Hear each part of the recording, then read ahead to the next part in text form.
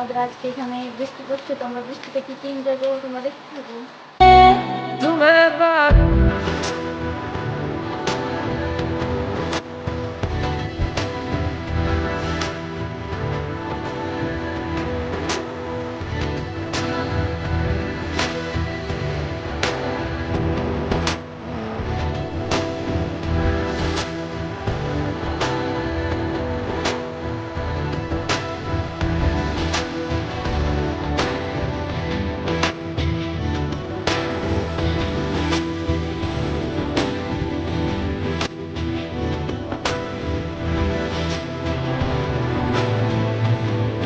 এটা আমার ছোট দেওর, অনেক দুষ্ট।